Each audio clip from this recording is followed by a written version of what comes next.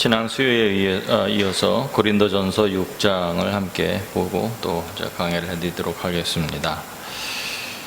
지난주에 고린도전서 5장을 했을 때에는 사도 바울은 교회 안과 교회 밖을 구분을 해서 얘기를 했습니다. 교회는 이 땅에 존재하고 있지만 하늘에 속한 공동체이고 하늘에 속한 것이다. 사실은 가정도 하늘에 속한 하나님께서 만드신 거죠. 세상을 판단하는 것은 성도의 일이 아니라 하나님께 맡겨야 하고, 그것은 하나님께서 하실 일이지만 교회 안의 사건들, 또 교회 안의 문제들은 성도들이 판단하고 심판해야 된다. 그래서 출교에 관한 이야기를 나누었습니다. 고린도전서 6장은 이 성도의 판단에 관한 구체적인 이야기, 또 교회 안의 권세와 교회 밖의 경우의 권세에 대한 사건을 다뤄서 얘기를 하고 있습니다. 하나님의 말씀을 대할 때 우리 믿는 사람이라면 하나님의 말씀을 받고 또 행하고 그대로 하겠다는 결심이 있는 사람들이라고 믿습니다. 우리가 구체적이지 않고 추상적으로 하나님의 말씀을 믿고 행하겠습니까? 할 때는 그렇게 하겠다고들 다 대답을 합니다. 그런데 하나님의 말씀이 구체적인 것으로 또 나의 개인적인 일로 돌아올 때에는 그것을 하기가 쉽지만은 않습니다. 오늘 고린도전서 6장에 나오는 이 구체적인 사안들을 나누면서 이것을 어떻게 전해야 할까 하는 고민을 좀 했습니다. 어쨌든 하나님의 말씀이고 제 개인적인 물론 전 이것에 동의하지만 또 이것을 따르지만 제가 생각해내거나 제가 얘기하는 것이 아니라 하나님의 말씀이라는 것을 다시 한번 말씀드리면서 이 말씀을 보도록 하겠습니다. 고린도전서 6장 1절에 보니까 사도 바울이 이런 말을 썼습니다. 너희 중에 누가 다른 이와 더불어 다툼이 있는데 구태여 불의한 자들 앞에서 고발하고 성도 앞에서 하지 아니하느냐 하고 이야기를 합니다. 이 이야기는 고린도전서 1장에 나왔었던 그 분쟁의 문제가 아닙니다. 거기에서는 사도 바울이 더 탁월하냐, 아볼로가 높냐, 게바가 더 훌륭하냐 이런 이야기를 한 거였지만 여기는 그게 아니라 일종의 교회 안에서 대인 간에 일어나는 갈등과 다툼의 이야기를 한 것이 분명해 보입니다.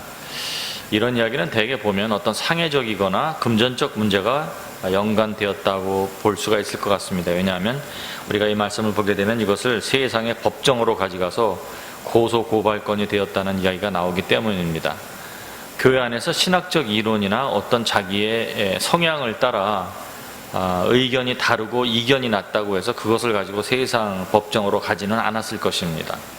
그런데 이것이 누가 누구를 상해를 입혔다든지 누가 누구를 손해를 입혔다든지 사기를 쳤다든지 이런 일이 있을 때 그것에 대한 시정이 이루어지지 않을 때 아마도 교회에서 판단하거나 교회에서 시정 권고를 아마 했을 텐데 그것을 듣지 않았을 때 그것에 관한 결과를 얻기 위해서 고발을 하지 않았나 이런 생각이 듭니다.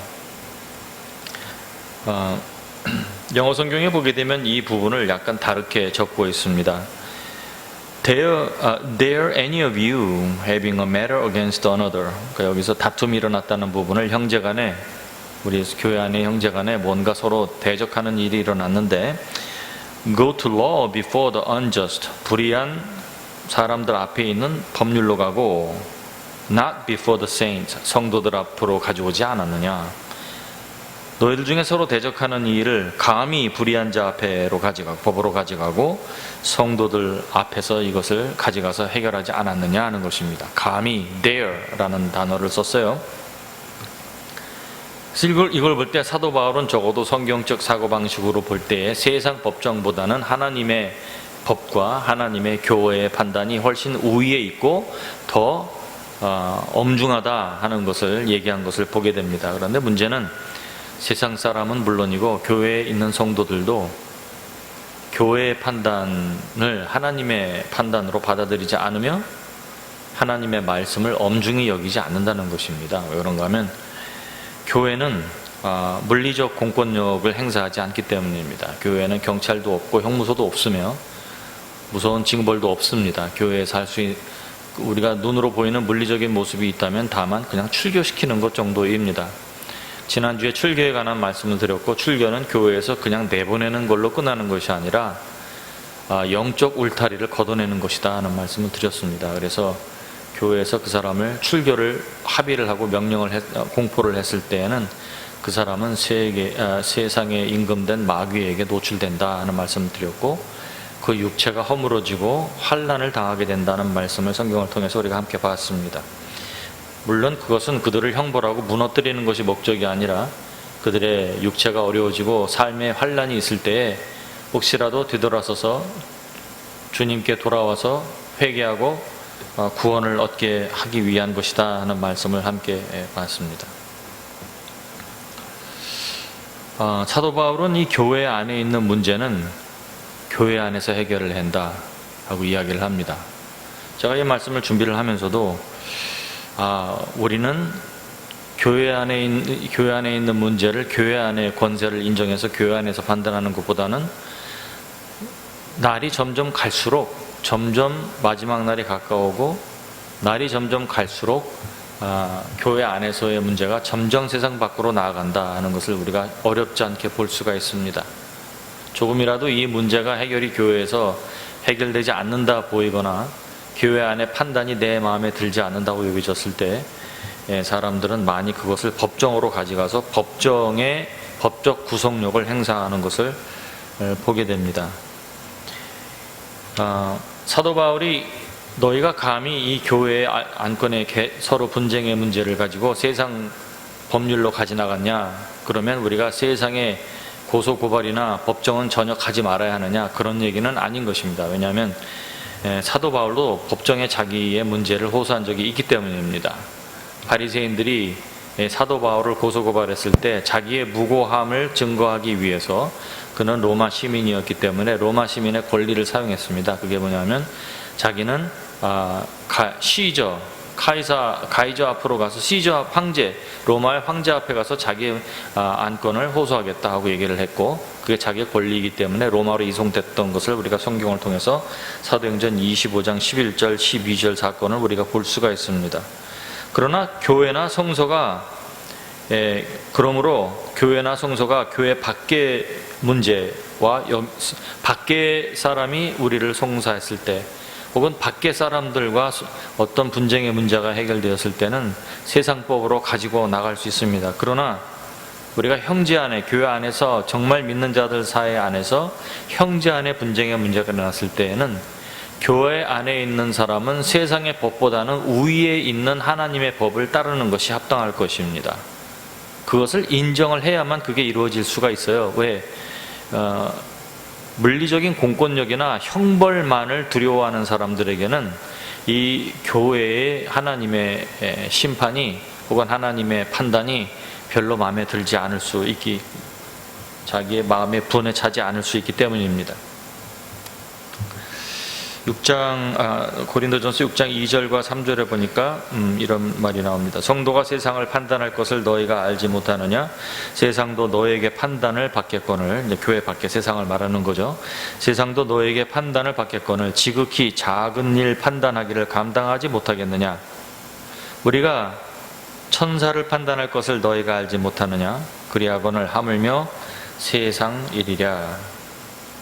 사도 바울은 이렇게 세상의 법과 하나님의 법을 구분을 합니다. 그리고 우리 교회는 세상의 법보다는 하나님의 법을 우선적으로 따르겠다는 그런 고백을 한 사람이다 하는 것을 여기서 말을 하고 있습니다.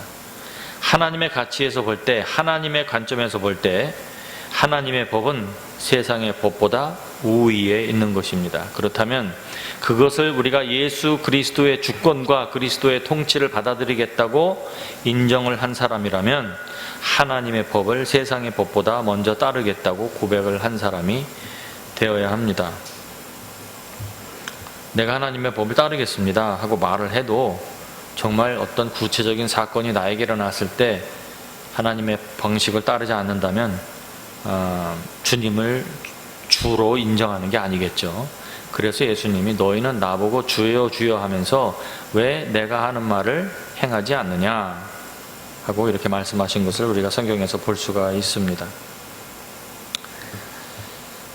사도 바울은 성도들이 훗날에 판단, judge, 심판을 하는 자리에 앉을 것이라고 말을 합니다.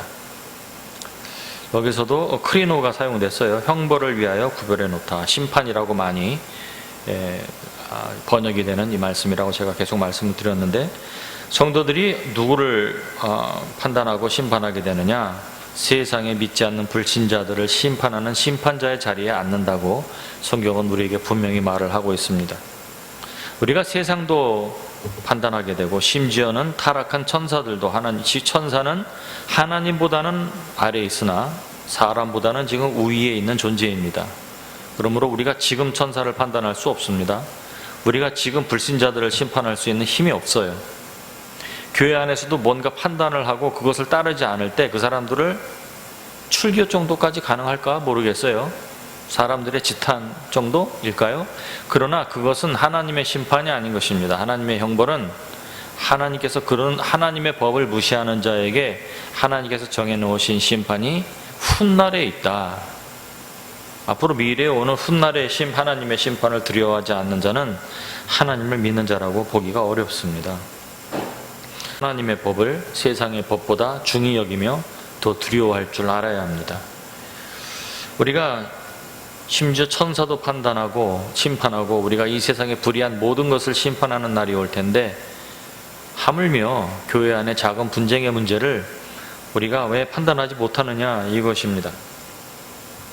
성도의 권세는 하나님께 주신 권세이고, 성도의 판단은 하나님의 말씀에 입각한 판단이 되어야 합니다. 고린도전서 6장 4절과 5절을 보니까 이런 말씀이 나와 있습니다. 그런즉 너희가 세상 사건이 있을 때에 교회의 경히 여김을 받는 자를 세우느냐? 내가 너희를 부끄럽게 하려 하여 이 말을 하노니, 너희 가운데 그 형제간의 일을 판단할 만한 지혜가 있는 자가 이같이 하나도 없느냐? 여기 4절 말씀에 그런즉 너희가 세상 사건이 있을 때 교회의 경히 여김을 받는 자를 세우느냐 하는 의문문으로 나와 있어요. 이 말씀으로만 그냥 볼 때는 너희가 교회에서 경히 여김을 받는 자를 세우느냐, 이 말은 너희가 교회에서 작게 여기고 별로 가치를 주지 않는 불신자들 앞에 너희의 문제를 가져가느냐, 그것은 옳지 않다, 이런 말이 될 수도 있고, 또 하나의 다른 가능성이 있는데요.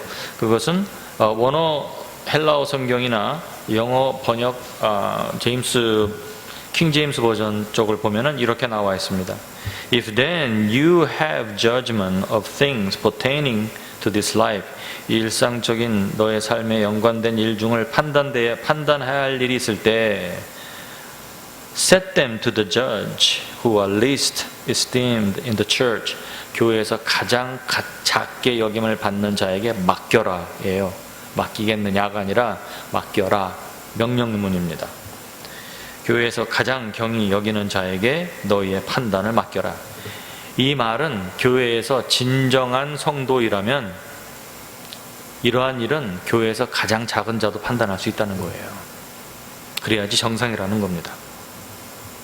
고대로부터 영문판에 이 명령문으로 되어 있는 부분들은 옛날 초대교회에서부터 계속 사용해왔던 것으로 보여집니다. 그런데 현대에 와서 20세기 정도에 본 것 같아요.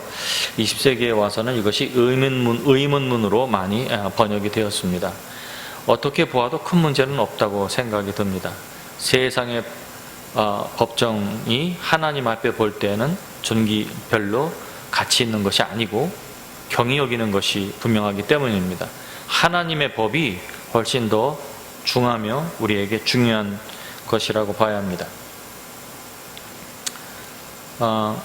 세상 법정으로 이 성도의 문제를 가지고 나가면 안 된다. 너희가 불신자 앞에 문제를 가지고 가느냐 얘기를 하니까, 또 어떤 사람들은 그러면 그 심판자가 믿는 사람이면 되느냐 이렇게 또 말을 합니다. 그게 아니죠. 그게 아니라 세상의 법률의 시스템 자체가 세상 것이라는 말이지, 그 심판자가 믿는 자냐 교회 다니는 사람이냐 아니냐 이런 말을 하는 게 아닌 거죠. 교회 안에는 교회의 법도와 하나님의 명령의 체계가 있고 법률의 체계가 있고, 세계에는 세상이 정한 세상의 법정의 체계가 있는 것입니다. 아까도 말씀드린 것처럼 교회의 형법과 심판은 세상 것과 달라요. 형무소에 가두지도 않고 포박하지도 않으며, 사람들이 뭔가 그 사기를 치고 돈을 안 주고 불법을 행할 때 그 사람의 뭐 월급을 차압을 한다든지 집에 가서 물건을 빼온다든지 이런 일을 하지 않습니다. 그러므로 판단의 기준은 더 높으나 형벌의 기준은 별로 높아 보이지 않을 수 있습니다. 왜냐하면 하나님의 형벌은 그때가 아니라 후에 오기 때문입니다. 6절과 7절을 봅니다. 형제가 형제와 더불어 고발할 뿐더러 믿지 아니하는 자 앞에서 하느냐, 이렇게 말을 했어요. 그러니까 교회 안에서 하나님의 법령 안에서 하라는 겁니다.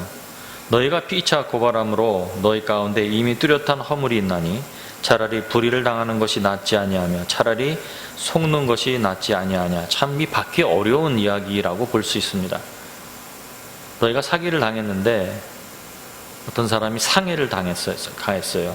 심지어는 그것이 내가 될 수도 있고 나의 가족이 될 수 있고 내가 소중히 여기는 사람이 어려움을 당하고 모해를 당하고 사기를 당하고 이상한 일을 당했을 수 있습니다. 그런데 성경에서 하시는 말씀은 그 사람이 내가 뭐 하면서 끝까지 시정을 하지 않고 보상도 하지 않으며 심지어는 사과도 하지 않을 때 그냥 불의를 당하라는 거예요. 참 저도 이 말을 하면서 주님 이거 참 어렵네요 하고 얘기를 했습니다. 이렇게 하면, 왜냐하면 저도 억울한 일을 당하면 저도 이렇게 하기 힘들 것 같아요. 솔직히 여러분에게 이렇게 해야 합니다 하고 얘기를 하지만 저 자신도 이렇게 할 수 있을까? 사실 자신이 좀 없습니다. 제가 당했다고 해도 좀 힘들 것 같고 제 가족이 당했다고 하면 거의 못 참을 게 분명하다는 생각이 듭니다. 그런데 성경은 이렇게 말을 합니다. 차라리 불의를 당하는 것이 낫지 않으며 차라리 속는 것이 낫지 않느냐. 무엇이 더 하나님 앞에 가치 있느냐를 보여주는데, 내가 그 사람을 붙잡아서 그 사람을 징벌하고 보상을 받고 원수 갚는 것보다 그냥 내가 스스로 당하고 마는 것이 더 좋다는 거예요. 그러면 목사님 그건 너무 억울하지 않습니까? 예수 믿는 사람들은 다 바보 천지가 돼야 되는 거 아닙니까? 아니죠. 지금은 그렇게 보일 수 있으나 우리가 이것을 행하는 이유는 바보 천치이기 때문이 아니라 뭐겠어요? 주님께 맡기기 때문인 것입니다. 더 무서운 형벌이 오며 더 정확한 보상이 오기 때문입니다. 더 큰 보상이 오기 때문입니다. 이런 일을 당하고 참았다면 하나님께서 보상해 주지 않으시겠습니까? 저는 보상해 주실 거라고 믿습니다. 그때까지 참기가 힘든 거죠. 그때까지 참으면서 괴로움 당한 것까지 주님께서 다 보상해 주실 것이라고 믿습니다. 이 세상에서도 정신적인 고통을 당했을 때 그거에 대한 심리적 보상을 엄청 많이 해주는 것을 보게 됩니다. 어떤 할머니가 맥도날드에 가서 커피를 시켰다가 뜨거운 커피를 무릎에 쏟았다가 수백만 불의 돈을 보상받았다는 그런 기사가 난 적이 있었는데, 저는 그런 일을 당해도 고소 자체가 불가능할 것 같아요. 제 사고방식으로는. 근데 그게 뭐겠어요? 무슨 뭐 다리 좀 뒤었다고, 허벅지 좀 뒤었다고 그게 수백만 불의 가치가 있습니까? 아니죠. 심리적 보상인 거죠. 심리적 고통에 대한 보상을 받은 건데, 주님은 이 세상의 보상보다 큰 보상을 주실 것이라고 저는 생각해 봅니다. 여기에 말씀을 보니까 사도 바울은 형제가 더불어 고발하는 문제를 꾸짖었어요. 첫째, 형제가 형제를 가지고 서로 합의하고 하나님 앞에 말씀대로 서로 동의하지 않으며 이 문제를 그냥 용서하고 해결하지 않고 정 그렇다면 난 주님께 맡기겠다고 물러나지 않고 끝까지 자기의 힘으로 이 문제를 뭔가 해결을 보려고 하는 그 고발하는 행위에 대한 책망을 하고, 그 다음에는 그것을 심지어는 믿지 않는 자들의 앞에 법정에 가져가서 그것을 그 사람들 앞에서, 믿지 않는 사람들 앞에서 교회 간에 성도들이 서로 티각태각 싸우는 모습을 볼 때 하나님은 영광을 받지 못하시며 불신자가 성도를 경멸하는 그런 사건이 일어나게 된다는 것이죠. 너희가 피차 고발함으로 너희 가운데 이미 뚜렷한 허물이 있다는 말이 나옵니다. 여기서 이 너희가 피차 고발함으로 너희 가운데 뚜렷한 허물이 있나니, 이 허물, fault라는 이 단어는 헤이테마 혹은 헤테마라는 단어인데, 이 단어는 징계, 실패, 패배, 손해라는 뜻이에요. deterioration, 침체, 징계가 아니라 침체, failure, 실패, loss, 패배, 손해라는 뜻입니다. 그런 뜻으로 이해를 해서 이 성경을 다시 본다면, 이 구절을 다시 본다면, 너희가 피차 고발을 하면 그 고발에서 법정으로 가는 그 순간 그 법정의 결정이나 결과에 상관없이 고발을 하는 사람이나 고발을 당하는 사람이나 둘 다 이미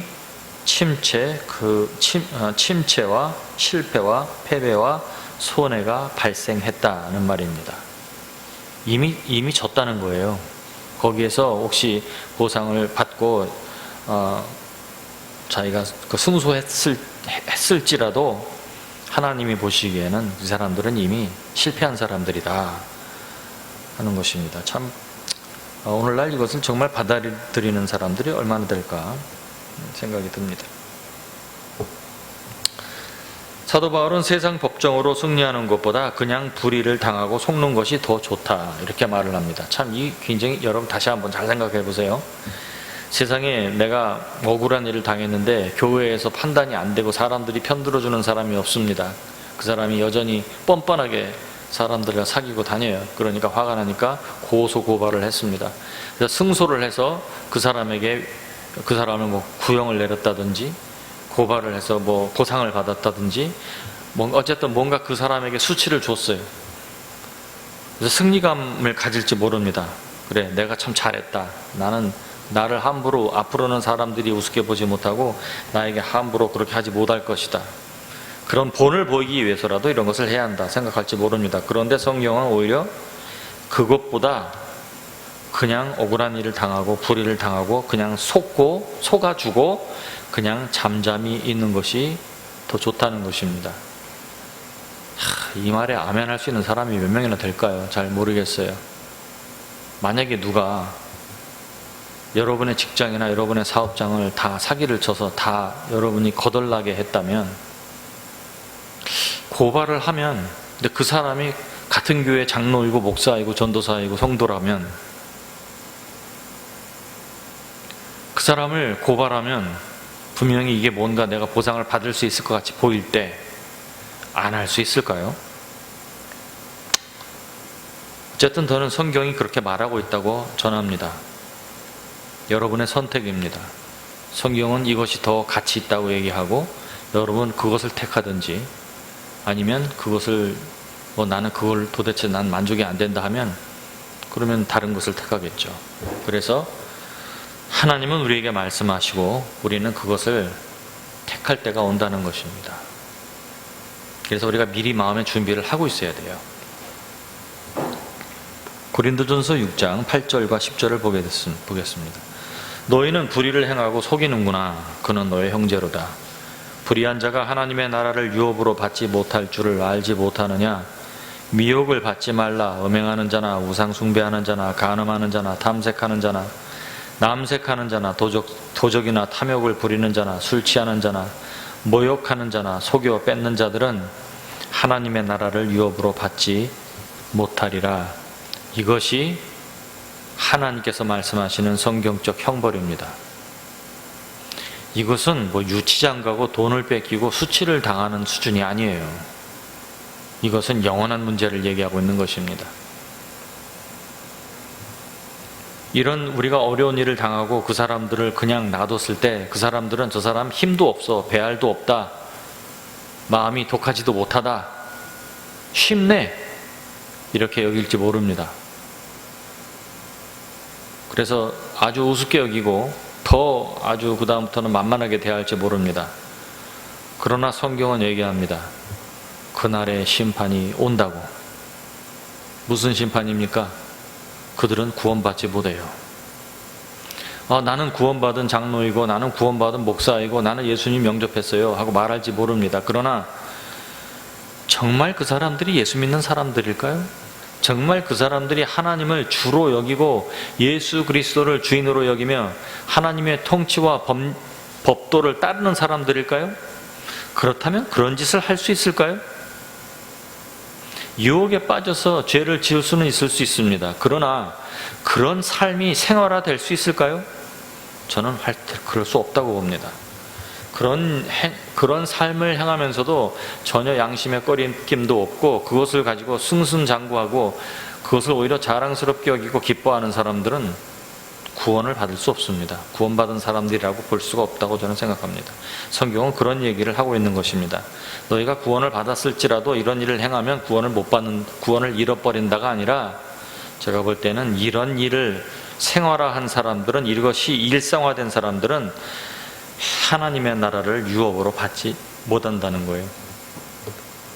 예수 믿는 사람들이 남을 후욕하고 모욕하고 빼앗고 기뻐하고 그것을 즐길 수 있을까요? 정말 믿는 사람이라면 그런 것을 행할 수도 없을 뿐더러 그런 일을 행하는 사람을 보면 가슴이 아플 것입니다. 그것이 옳죠. 그것이 맞아요. 그것이 맞는 거죠. 여기 성경에 보니까 불의한 자가 해를 입힌 대상이 세상 사람이 아니라 하나님의 사람. 너희가 불의를 행하고 속이는구나. 그런데 너희가 그 행실을, 그런 불의와 못된 짓을 한 그 대상이 하나님 믿는 사람이라는 거에 너의 형제로다. 모르겠어요. 그 사람들도 믿는 사람이라고 형제라고 한 건지 모르겠는데, 어쨌든 그런 사람은 지금 믿는 사람이라는 거예요. 물론 세상 안 믿는 사람들에게는 불의를 행해도 된다는 말이 아닙니다. 그게 아니라 믿지 않는 사람들에게 뭔가 잘못하는 거하고 믿는 사람들에게 잘못하는 거하고는 또 차원이 다릅니다. 왜냐하면 불신자들은 하나님께서 심판하시는 대상들이고, 믿는 자들은 하나님의 사람들이기 때문입니다. 예. 여러분도 생각을 해보세요. 나의 사람이 무슨 일을 당할 때, 내가 모르는 사람이 무슨 일을 당할 때 같을 수가 없습니다. 하나님도 마찬가지입니다. 너희가 그런 못된 짓을, 불의를 행하고 속이는구나. 그러나 그는 너의 형제요, 너희 불의한 자가, 이런 일을 행하는 자가 하나님의 나라를 유업으로 받지 못할 줄을 알지 못하느냐? 미혹을 받지 말라. 그런 일을 행하면서도 교회 다니고 그리스도인이라고, 신자라고, 성경책 들고 다닌다고 해서 내가 하나님 나라에 가고 구원을 받을 것이라고, 내가 직분이 있고 거기에서 교회에서 섬기는 봉사가 있고 교회에 심지어는 헌금도 한다고 해서 그것으로 인해서 나의 삶이 엉망이지만, 하지만 내가 구원을 받을 것이라는 그런 잘못된 오해를 하지 말라는 거예요. 미혹받지 말라는 겁니다. 왜? 세상에는, 교회 안에는 그런 사람이 그냥 차고 넘치거든요, 오늘날.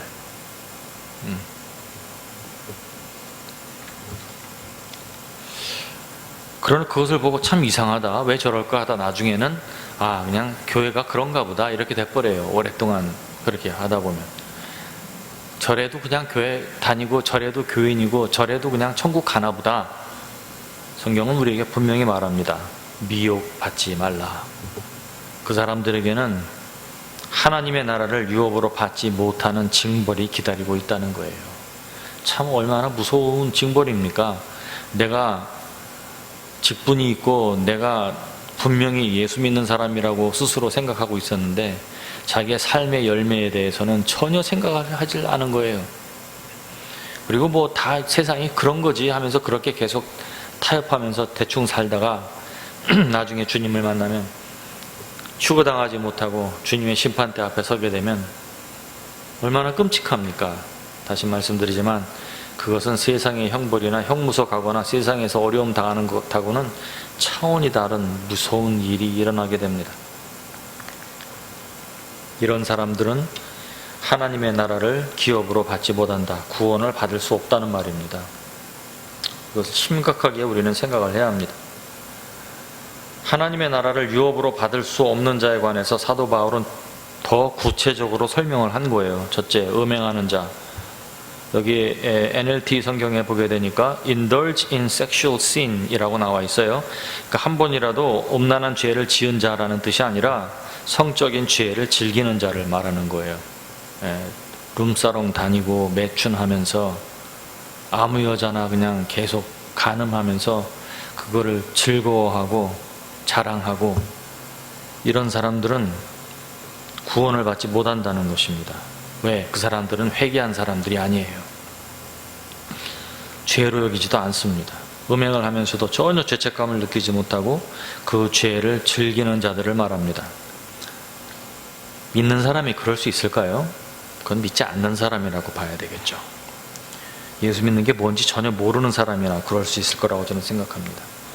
고린도전서 5장에 보니까 고린도전서 5장에 나왔던 그 아버지의 아내를 취하여 사는 자가 있었다는 얘기가 나오는데, 그런 사람을 아마 실예로 들을 수 있을 것 같습니다.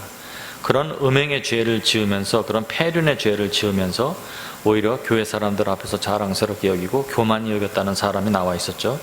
이런 사람은 구원을 받은 사람이라고 볼 수가 없는 거죠. 교회는 나올지 모르지만 교인이라고 볼 수가 없는 사람들인 겁니다. 그리고 여기 보니까 우상 숭배, 물론 하나님을 믿는다고 하면서 집에다 우상을 놓고 거기다 절하고 제사를 지내는 일은 있을 수가 없겠죠. 그런 일을 하면서 혹시 아느냐, 하나님이 신일지 이 우상이 신일지 다 섬겨야지, 이렇게 나온다면, 헬라의 문명이 그랬는데, 이름을 알지 못한, 혹시 우리가 차마 생각하지 못했을 이름을 알 수 없는 신에게라는 신전까지 그리스에는 있었다고 해요.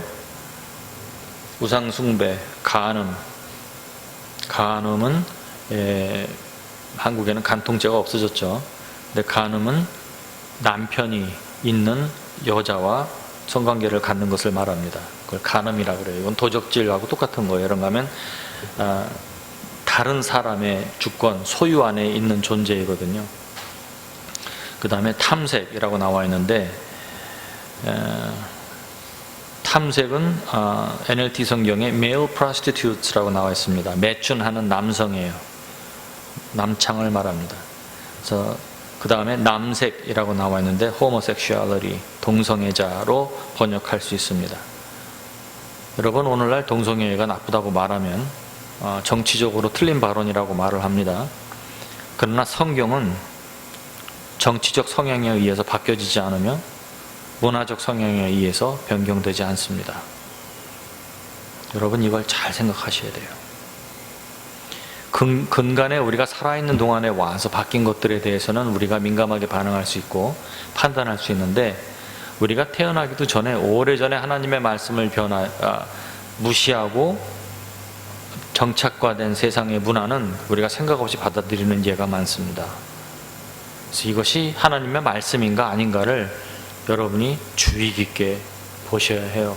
그래서 오래된 것일수록 저항이 아주 강합니다. 킹 제임스 버전에서는 이 남색하는 자를 abuser of themselves with mankind, 이 인류와 함께 자신을 남용하는 자, 자신을 학대하는 자라는 표현을 썼어요.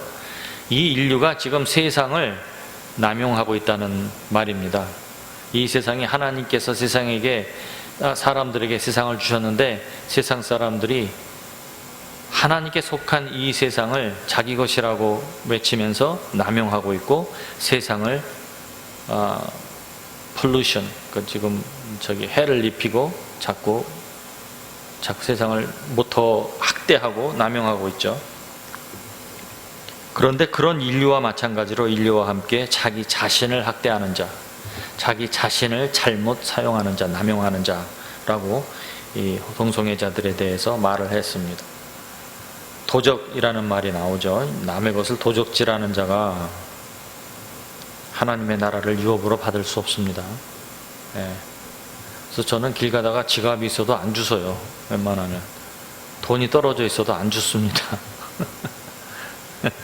주인이 있는 거잖아요. 그거 모르겠어요. 제가 그건 잘못할 수도 있겠는데, 어떤 분은 기도하니까 하나님께서 지갑을 발견하게 해주셔서 그 안에 돈이 있어서 요긴하게 썼다는 그런 간증도 하시던데, 모르겠어요. 그냥 저의 인간적인 생각인지 모르겠는데, 어쨌든 저는 제 것이 아니라고 생각되는 거에 대해서는 전혀 욕심 자체를 부리지를 않으려고 애를 쓰고 있습니다.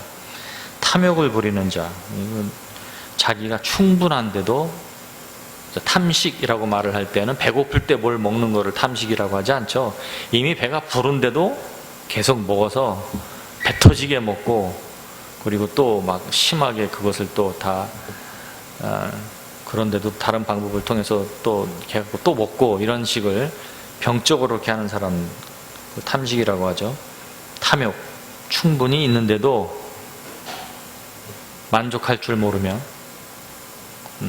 조금이라도 더 있으면 더 좋다, 이런 식으로 계속 하는 그런 못된 짓을 하는 사람들을 말합니다. 술 취하는 자, 술에 임박인 자, 술 중독자라고 볼 수 있고, 물론 술 취하는 자는 모든 약물에 중독된 자라고 보면 됩니다. 술이라고 나와 있지만 독주도 되지만 마약도 충분히 될 것이고 뭐 마리화나라든지 이런 나쁜 것들도 충분히 될 것입니다. 우리를 정복하고 우리를 먹어버리는 그런 존재들을 다 생각하시면 됩니다. 그 다음에 모욕하는 자라고 나와 있는데 revilers인데, 이 모욕하는 자는 입이 더러운 욕을 하는 사람들도 말을 하지만 악의를 가지고 말을 하는 사람들을 얘기합니다. 말을 할 때 보면 꼭 그 사람에게 상처를 주기 위해서 못된 말을 하는 사람들이 있죠. 만약에 어떤 사람이 뭐 고아여다든지 뭐 홀부모라든지 그것을 가지고 아무 상관도 없이 그냥 그 사람을 상처 주기 위해서 자기의 무슨 뭐 의롭고 정당한 무슨 논리적인 이야기를 하는 것이 아니라 그것을 맺혀서 그 사람의 뭐 국적이라든지 이런 것을 비하해서 어떤 사람을 못되게 말하는 것, 그것은 악의에 찬 발언이죠. 이런 이의를 일삼는 사람들은 하나님의 나라를 유업으로 받을 수 없습니다. 정말 하나님을 믿는 사람이라면 그런 짓을 할 수가 없어요. 그런 짓을 하는 사람도 바뀌는 게 당연한 것입니다. 그 다음에 속여 빼앗는 자, 엑스토셔너, 강탈하는 자, 내 것이 아닌데 그것을 심지어는 속여서 탐욕을 부려서 그 사람의 것을 강탈하고 빼앗고, 이런 행위가 삶이 된 사람, 이것이 일상화된 사람들은 절대로 하나님의 나라를 유업으로 받을 수 없으며 구원받은 자라고 할 수가 없습니다. 자기에게 이런 것이 있다면 여러분 정말 심각하게 생각해 보시기 바랍니다. 11절과 12절 말씀을 봅니다. 너희 중에 이와 같은 자가 있더니 예수 그리스도의 이름과 우리 하나님의 성령 안에서 씻음과 거룩함과 의롭다 하심을 받았느니라. 이 세상에 이런 것들에 빠져 있는 사람들이 많이 있었습니다. 이런 짓을 한 번이라도 했거나 이런 사람은 전혀 구원을 받을 수 없다면 복음이 소망이 없는 거죠. 세상은 다 죄인이기 때문에. 그런데 이런 짓을 했을지라도 주님을 만나고 이것을 회개하고 버릴 수 있다면 주님은 그 사람을 모든 불의에서 깨끗게 하시고 구원시키시는 분이라는 것입니다. 이것을 믿고 내가 회개하였다 하면 인정을 하는 거예요. 누구든지. 저 옛날에 저거 뭐 하던 사람, 이것은 믿는 자에게는 돼서는 안 되는 발언이고 사고방식인 것입니다. 우리가 이런 사람이었는데 예수 그리스도의 이름과 하나님의 성령 안에서 우리가 거룩함과 씻음과 의롭다 하심을 받은 것입니다. 그러므로 우리가 어떤 일을 행하고 공적을 많이 쌓아서 하나님 앞에 인정을 받은 것이 아니며 우리도 하나님의 자비와 선물로 의로움을 받았고 깨끗함을 받았다는 사실을 항상 기억하고 있어야 됩니다. 모든 것이 내게 가하나 다 유익한 것이 아니요 모든 것이 내게 가하나 다 무엇이든지 얽매이지 아니하리라. 모든 것이 내게 가하나 all things are lawful to me, 이렇게 이제 말을 했는데 모든 것이 내게 가하다는 말을 두 번이나 반복해서 했습니다.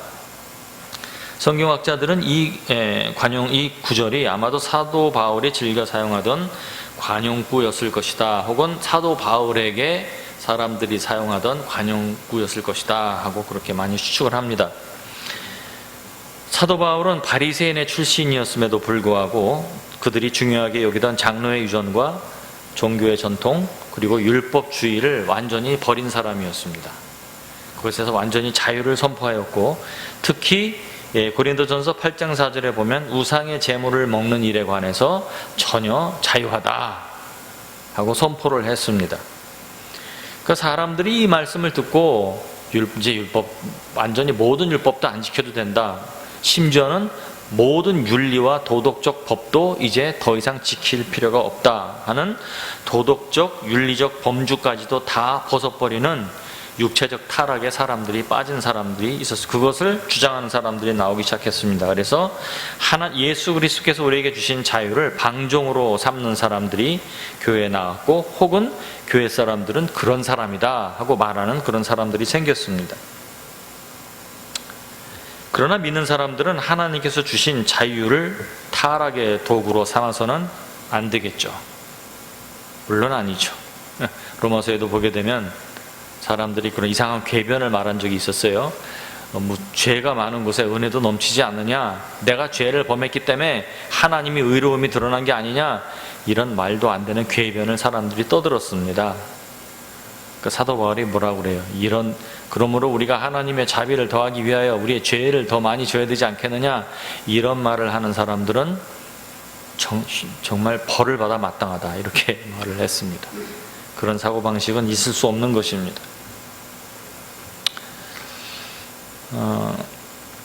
13절에 보니까 이렇게 나와 있습니다. 음식은 배를 위하여 있고 배는 음식을 위하여 있나니 하나님은 이것저것을 다 패하시리라. 목은 음란을 위하여 있지 않고 오직 주를 위하여 있으며 주는 몸을 위하여 계시느니라. 음식이 배를 위하고 배가 음식을 위한다는 이 말은 하나님께서 이 세상을 창조하실 때 이 세상의 식물과 나중에는 동물까지도 사람들에게 먹을 것으로 주신 것을 얘기하는 것으로 보입니다. 식물이나 열매가 사람들의 음식이 되고 나중에는 동물의 고기가 사람들의 음식이 된 것은 하나님이 정하신 것입니다. 그래서 이 세상의 음식이 배를 위하여 있게 됐고 또 이 세상의 식물이 동물의 배를 위하여 있게 됐고 이런 일이 일어났습니다. 그리고 우리가 오랫동안 음식을 먹지 않으면 굶주립니다. 그러면 우리가 배고픔을 느끼고 식욕을 느낍니다. 그것도 사람이 만든 것이 아니죠. 하나님이 만드신 것입니다. 그래서 음식이 배를 위하여 있는 것은 하나님이 정하신 것이고 배는 음식을 욕구합니다. 그러니까 이 말을 빌어서 사람들이 또 이런 원리를 들어서 이런 궤변을 만들었어요. 그게 뭐냐면 배가 음식을 원하는 것처럼 우리 육체가 정욕을 원하지 않느냐. 그러니까 음란은 나쁜 게 아니라 사람이 음식을 먹는 것처럼 우리가 우리의 정욕을 이렇게 충족하는 것 뿐이다, 이렇게 말을 합니다. 그럴듯해 보입니다. 그러나 성경은 분명히, 사도 바울은 분명히 말을 합니다. 그것이 아니다. 몸은 음란을 위하여 있는 것이 아니다. 물론 우리 몸이 정욕을 가져요. 하지만 그렇다고 해서 몸이 그것을 위해서 만들어진 것은 아니라는 것입니다.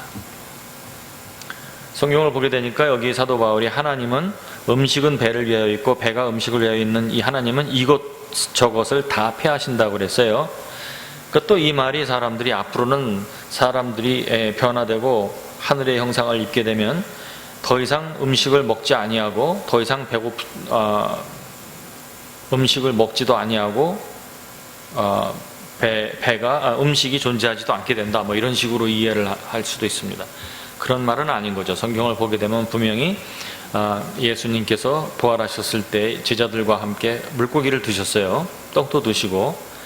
그리고 성경 말씀을 보게 되면은 마가복음 14장 25절에 진실로 너에게 이르노니 내가 포도나무에게서 난 것을 하나님 나라에서 새 것으로 다시 마시는 날까지 다시 마시지 아니하리라, 이런 말씀을 하셨어요.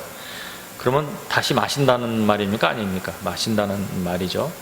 그러므로 우리가 새 육체를 입고도 여전히 먹으며 마실 수 있다는 겁니다. 근데 다른 점이 뭐냐면 지금은 우리가 먹지 않으면 굶주리며 계속 먹지 않으면 죽습니다. 그렇죠? 그러나 우리가 얻는 새 몸은 안 먹어도 되는 몸이에요. 그러나 먹을 수 있는 몸입니다. 가장 이상적이죠. 그래서 마실 수 있고 먹을 수 있으며 그러나 먹거나 마시지 않는다고 해서 줄이거나 죽지 않는 그런 몸이 됩니다. 그리고 그럼 더 이상 음식이 존재하지 않습니까? 존재합니다. 세상에 음식이 존재합니다. 자, 15절에서 17절 말씀을 보시겠습니다. 너희 몸이 그리스도의 지체인 줄을 알지 못하느냐? 내가 그리스도의 지체를 가지고 창녀의 지체를 만들겠느냐? 결코 그럴 수 없느니라. 창녀와 합하는 자는 그와 한 몸인 줄을 알지 못하느냐? 일렀으되 둘이 한 육체가 된다 하셨나니 주와 합하는 자는 한 영이니라. 부부가 한 몸이 돼서 한 육체가 되는 것은, 성경은 부부가 합하여 한 몸이 된다 얘기를 했는데, 그래서 그렇다고 해서 그 몸이 이렇게 무슨 조립 합체처럼 한 몸이 딱 되는 게 아니죠. 남자와 여자는 분리해서 있습니다. 그러나 하나님은 그것을 둘이라고 말씀 안 하시고 하나라고 말씀을 하신다는 거예요. 그러면 그것은 무엇의 상징이냐? 그리스도와 함께 우리가 한 영이 되는 것의 상징을 말씀하시는 거예요. 우리가 그리스도와 한 영이 돼서 그냥 혼합이 되는 게 아니라는 거죠. 그게 아니라 우리가 그리스도에게 귀속된다는 것입니다. 그래서 남편이 머리가 되며 아내가 그의 소유가 되어서 헬퍼가 되어서 하나가 되는 거예요. 그래서 우리가 하나님 앞에 그리스도를 통하여 만물이 하나가 되는 날이 온다 하고 말을 하는 것입니다. 창녀와 몸을 합하는 자는 그 창녀와 한 몸이 된다. 굉장히 무시무시한 말입니다. 왜냐하면 이 창녀는 회개하지 않은 매춘을 말하는 건데, 몸을 파는 창녀는 엄청난 징벌이 있습니다. 심판의 대상입니다. 하나님께서 특히 이스라엘 백성 안에는, 하나님의 부르심을 입고 택함을 받은 백성 안에는 창녀나 창남이 있어서는 안 되며 다 죽이라고 하셨어요. 거룩한 백성이기 때문에 하나님의 거룩함을 지키기 위해서 그런 명령을 내리신 것입니다. 창녀는 죄인이며 하나님께서 용납하지 않는 죄입니다. 물론 이런 죄인도 하나님 앞에 나와 회개하고 용서받을 수 있습니다. 구원받을 수 있으며 의인이 될 수 있으며 하나님 앞에 자녀가 될 수 있습니다. 그러나 여기에는 그런 사람을 말하는 게 아니라 그냥 창녀를 말합니다. 근데 이런 사람과 가서 몸을 섞었어요. 사람들은 결혼신고를 하고 혼인신고를 해야 부부관계가 이루어진다고 그렇게 생각을 하고 인정을 합니다. 그러나 성경에는 어디에도 그런 말이 없어요. 여러분, 창세기에 결혼식이 있습니까? 혼인신고가 있습니까? 아니에요. 부부가 어떻게 됐어요? 한 몸이 되면 부부가 되는 거예요. 특히 이스라엘의 사고방식을 보게 되면 서로 결혼하자고 두 남녀가 합의를 하면 이미 부부가 된 걸로 인정이 됩니다. 그래서 이미 합의가 되면 그것을 일종의 약혼 관계죠. 우리가 생각하는 약혼하고는 더 상대가 깊어요. 그 관계가 더 깊은데, 약혼을 한 관계가 되면 그 관계에서 여자가 다른 남자와 통관을 하게 되면 돌을 맞아 죽는 그런 무서운 벌을 당하는 그 정도의 관계였습니다. 이 남자 저 남자 계속 관계를 가진 그런 여자, 이 남자 저 여자, 이 여자 저 여자, 그런 관계를 가진 남창, 이런 사람과 매춘을 하게 되면 어떻게 되겠습니까? 이것을 육체적으로 볼 것이 아니라 이것은 물론 그 배우자에게 엄청난 상처를 주는 사건입니다. 간음을 하거나 간통을 하거나, 이것은 부도덕하며 비윤리적인 행동입니다. 그러나 그것보다 훨씬 더 깊은 영적 사건이 있어요. 그게 뭐냐면 그 사람들과 한 몸이 돼버립니다. 그러면 그 존재들이 받아야 될 심판에 다 동참하게 됩니다. 그 환난의 맛을 다 보게 됩니다. 이것을 말을 하고 있는 거예요. 그들과 한 몸이 된다는 말입니다. 그게. 그래서 성경을 보게 되면 너희가 믿지 않는 자들과 결혼하지 말라고 그랬어요. 한 멍에를 매지 말라고 했습니다. 왜냐하면 믿지 않는 자들에게는 하나님의 심판이 임하게 되어 있기 때문입니다. 근데 그들과 한 몸이 되면, 한 운명이 되면, 한 몸이 되면 그들이 받는 모든 환난과 어려움을 같이 맛보게 되기 때문입니다. 주님은 그것을 하지 말라고 우리에게 말씀을 하신 것입니다. 18절에서 20절 말씀 보겠습니다. 음행을 피하라. 사람이 범하는 죄마다 몸 밖에 있거니와 음행하는 자는 자기 몸의 죄를 범하느니라. 너의 몸은 너희가 하나님께로 받은 바 너희 가운데 계시는 성령의 전인 줄을 알지 못하느냐?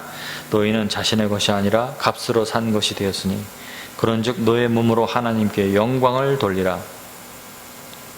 음란과 음행의 죄는 견디거나 인내해야 되는 것이 아닙니다. 성경은 우리에게 그것을 피하라고 말을 했어요. run away라고 말을 했습니다. 그래서 음란의 죄를, 음행의 죄를 피하는 방법은 나는 그거 해도 나는 그런 상황에 들어가도 이길 수 있어, 이런 자신을 하는 것이 아닙니다. 다 넘어집니다. 그런 식으로 생각을 한다면. 그것이 아니라 그 장소와 그 상황과 그 인맥에서 피하라는 거예요. 아예 기회 자체를 주지 말라는 것입니다. 요셉이 보디발의 아내가 유혹을 할 때 행한 행동을 생각하시면 됩니다. 함께 있지도 아니하고 거부하고 도망다녔죠. 너의 몸이라는 구절이 나오는데, 너의 몸이라는 여기는 너희도 그렇고 몸도 그렇고 단수형입니다. 여기에서는. 그러므로 개개인의 몸이 성령에서 내주하시는 하나님의 전이 된다는 말이 됩니다. 그런데 고린도전서 3장 16절에서는 우리가 너희는 너희가 하나님의 청전인 것과 라는 구절이 나왔었어요. 근데 거기에서 너희가라는 말은 2인칭 복수대명사였습니다. 그래서 개인을 말하는 것이 아니라 교회 전체의 무리를 말한다는 말씀을 드렸습니다. 그래서 여기도 보게 되면은 너희 몸은 에서는 단수인데 너희가 하나님께로 받은 바 너희 가운데 계시는 할 때 그 너희는 복수형입니다. 그러므로 너희 교회 성도들의 모임 가운데 계시는 성령님께서 계시는 너의 개인은 전이 또 된다는 거예요. 그러므로 성령님께서는 교회의 공동체 안에도 내주하시며 거기도 임재하시며 또 각 개인의 육체 안에 내주하신다 하는 것을 우리가 이해하시면 될 것 같습니다. 사도 바울은 우리가 자신의 것이 아니라 하나님의 것이라고 말을 합니다. 이것은 굉장히 중요한 선언입니다. 왜냐하면 우리는 많이 내가 내 것이라고 생각을 하거든요. 내 몸이 내 것이라고 생각을 합니다.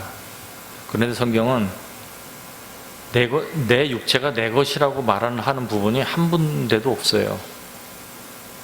육체를 주장하는 것은 부부관계에서는 아내의 육체는 남편이 주장하고 남편의 육체는 아내가 주장해야 된다 이렇게 나와 있고, 또 여기 보게 되니까 너희의 육체는 너의 것이 아니라 하나님의 것이다. 이게 맞는 말입니다. 왜냐하면 하나님께서 우리 만드셨잖아요.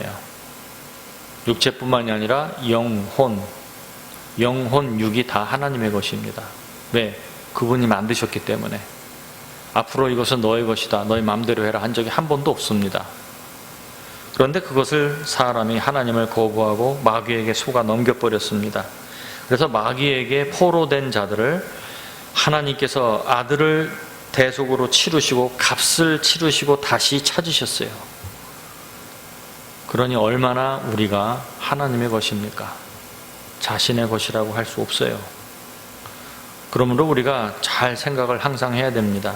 나도 내 것이 아니며 내 자녀도 내 것이 아니며 청직인 거예요. 내가 관리자인 것입니다.